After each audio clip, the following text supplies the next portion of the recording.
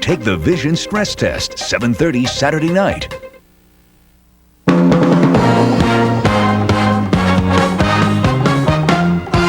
Action News, Delaware Valley's leading news program, with Gary Papa, Dave Roberts, and Jim Gardner.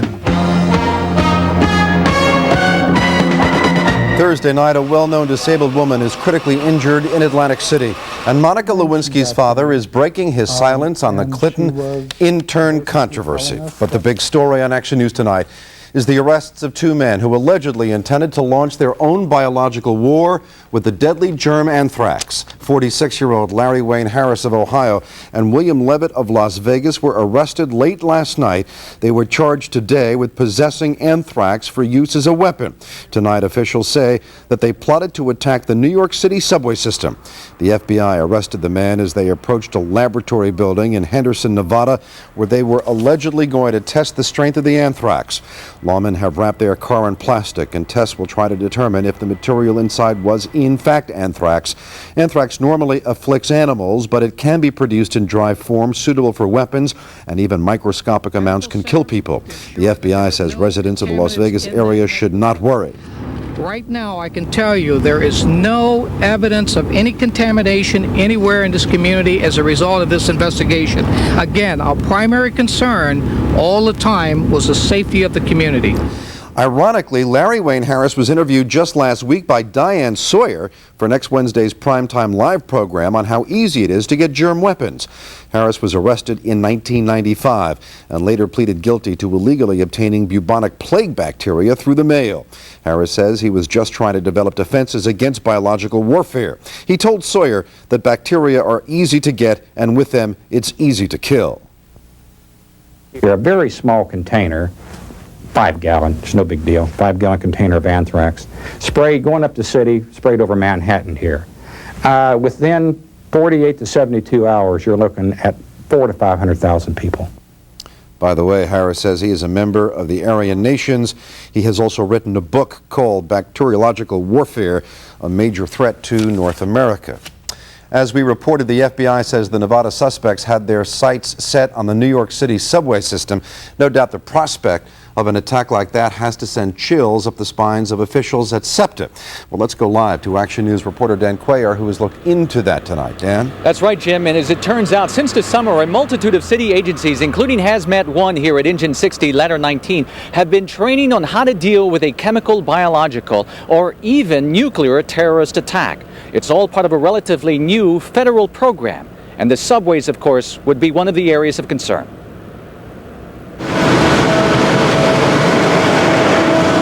The mere mention of a possible terrorist attack on the New York subway was enough to cause SEPTA officials concern for its subways here.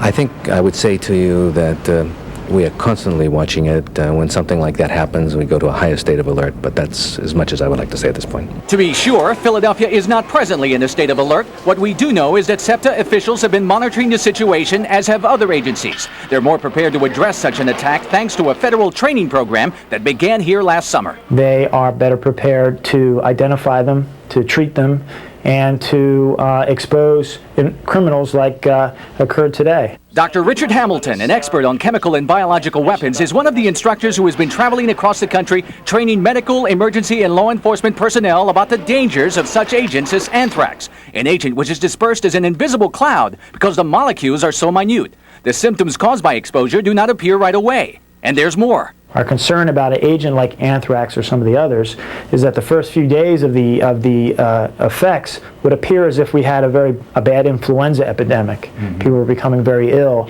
Making sure such a mistake is not made in identifying exposure to anthrax is what this program is about. The city's hazmat teams are among those receiving the training in chemical, biological, and even nuclear attacks. Some of the information has already been downloaded into hazmat laptop computers. Now we can do this while en route to the scene. As we're responding, we can get some information over the radio, and one of the firefighters can be in the back looking up the chemical and trying to gather as much information as he can. So a very timely training program underway here since the summer in other cities for at least a year now, training that at least at Hazmat 1, they hope they never have to put to use. I'm Dan Cuellar, live on the Action Cam in South Philadelphia. Thank you, Dan. The last chance to avoid a military strike against Iraq apparently rests on the shoulders of the Secretary General of the UN.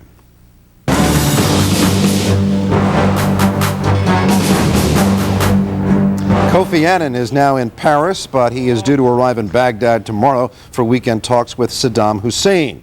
And it says he is reasonably optimistic about his chances of success. But in Baghdad today, a bus carrying 29 UN relief workers left for Jordan. 30 more UN workers are being evacuated tomorrow.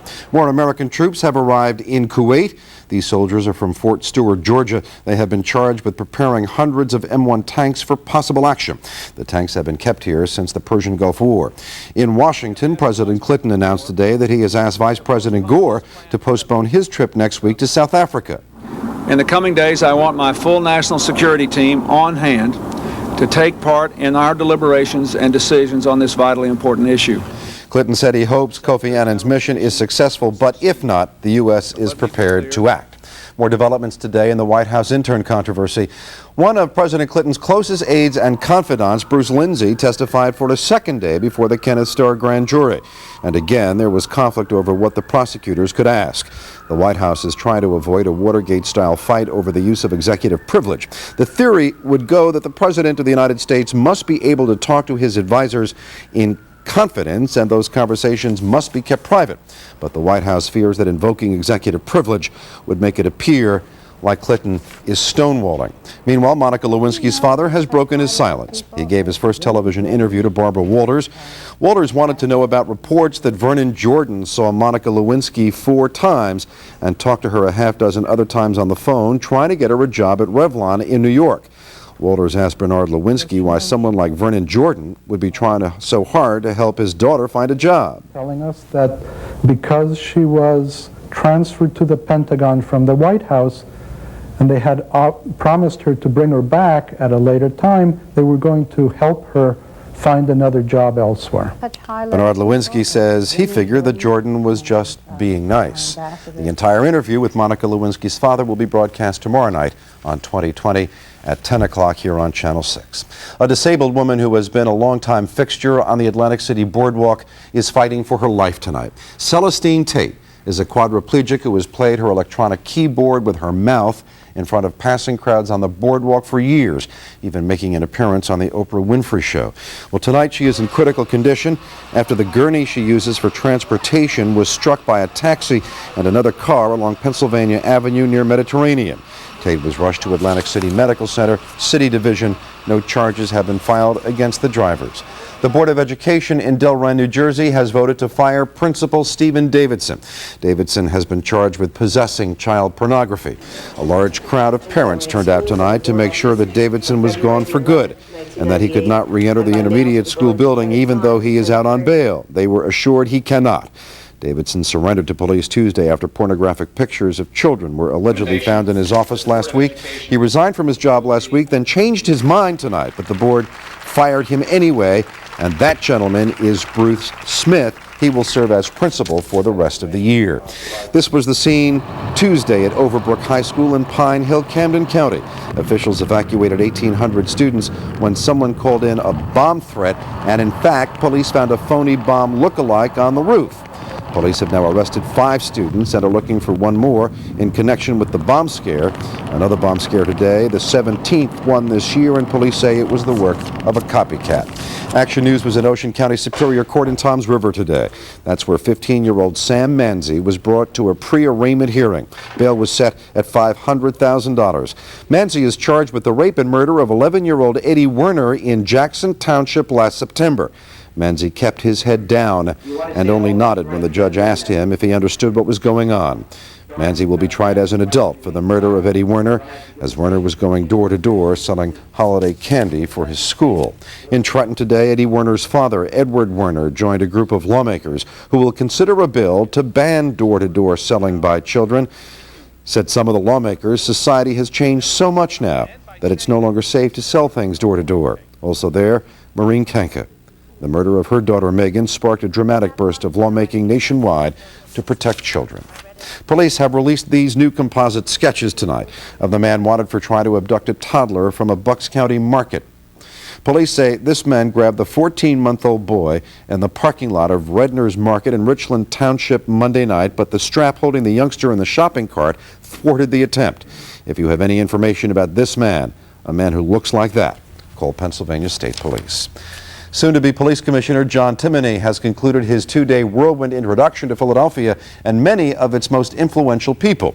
The final stop on Timoney's itinerary today was City Hall and a meeting with a group of state lawmakers who were known to be critical of the Neal administration. Timoney was at the head of the table with Mayor Rendell answering questions from the likes of Hardy Williams, Anthony Hardy Williams, and Dwight Evans. The younger Williams seemed to like what he heard tonight. He is charting a substantive course to move that police department along, and we're all impressed with that. Timoney spent the day going from one place to another, including the district attorney, the Guardian Civic League, and the Chamber of Commerce. At one point today, Timoney expressed the kind of confidence that has apparently impressed so many people so far. I haven't failed ever at a job yet, and I'm not coming to Philadelphia to fail. John Timoney returned to New York at 7 tonight. He will officially start his duties as commissioner on March 9th. He says he will hit the ground running. Still to come on Action News tonight, it is anything but order in the court as a man attacks his own lawyer. And later, the young musicians who are continuing Philadelphia's long pop music tradition. We did have some sunshine today in Philadelphia. Do we get more come tomorrow? We've got the AccuWeather answer. Gary Papa with the Sixers story out in Indiana. And America's oldest astronaut goes out for a spin when Action News continues tonight. What's the bedtime story at your house? A dream or a nightmare? Getting your child to sleep through the night can be a parent's biggest challenge. It's so hard to be able to walk away, especially when your child is crying. But it can be done. Anita Brickman shows you how, with expert advice for all kinds of situations. Learn how to get your kids to sleep through the night. Sunday on Action News at 11.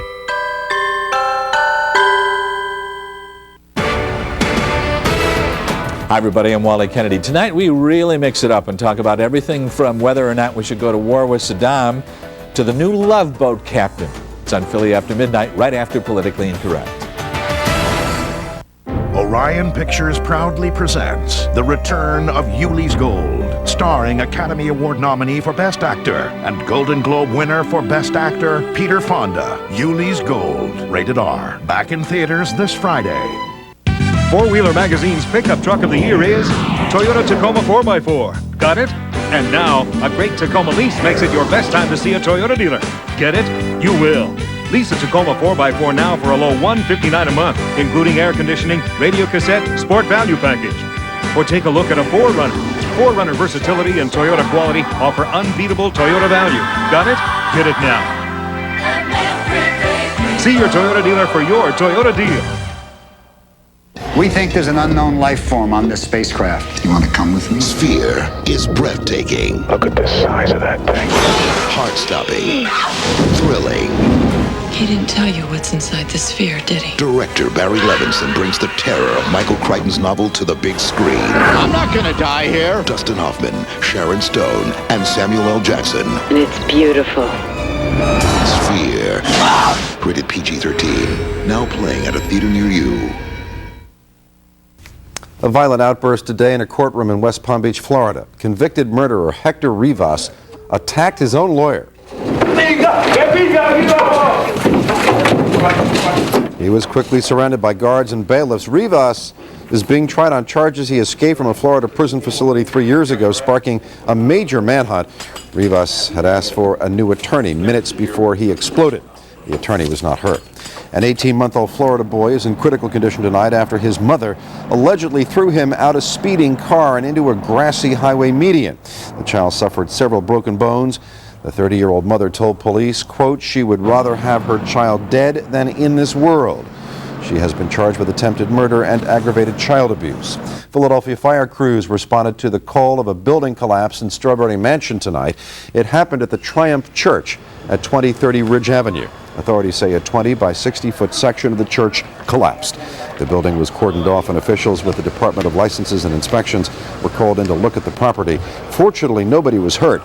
Neighbors say the church has been abandoned for some time. Still to come, a special report on the rising stars who are carrying Philadelphia's music future into the 21st century when we continue in just a moment.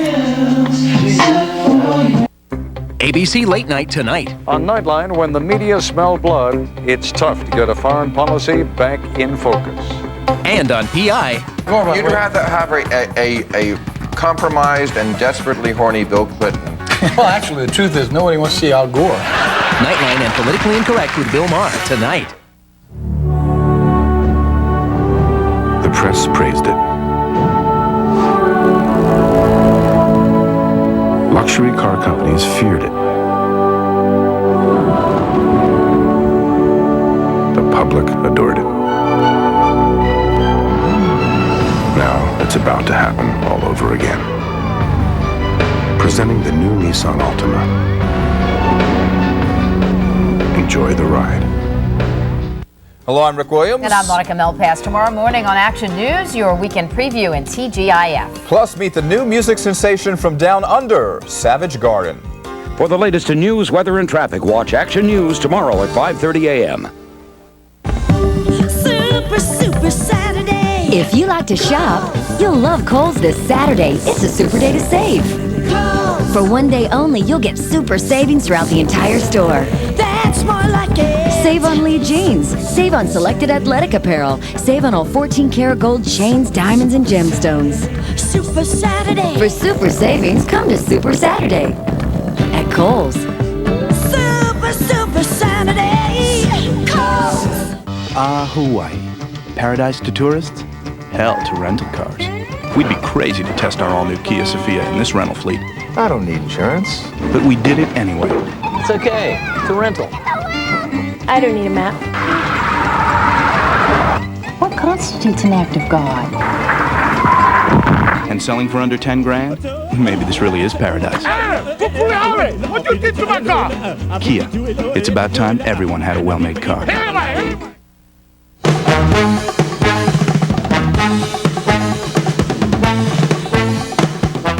Tonight, many of you saw on Channel 6 a celebration of 40 years of Motown musical history. Needless to say, Philadelphia has its own musical traditions. And as Rick Williams explains tonight, some up-and-coming stars are taking that tradition in new directions. On me now. It's hard for me to say I'm sorry. Philadelphia remains a fertile ground for musical talent. There's a lot of history there, from Gamble & Huff on back to Dick Clark and things of that nature. And we just see this as we're part of the new breeds, you know, the Boys to Men, as well as us, you know, the torch has been passed. And the flame is burning bright for As Yet. The group, which began in the Frankfurt section of Philadelphia, is up for a Grammy nomination and currently working on new music at producer Babyface's Los Angeles studio. It's gonna be smashed. Group member Darrell Anthony's brother is a songwriter who is currently trying to cultivate talent in a North Philadelphia studio. It's no surprise that Philadelphia produces R&B music, jazz, and rock and roll, but there's another type of music being produced here that you may not necessarily expect to hear, that is, unless you visit places like the Sam Adams Brew House here in Center City. Country music. Actually, this local band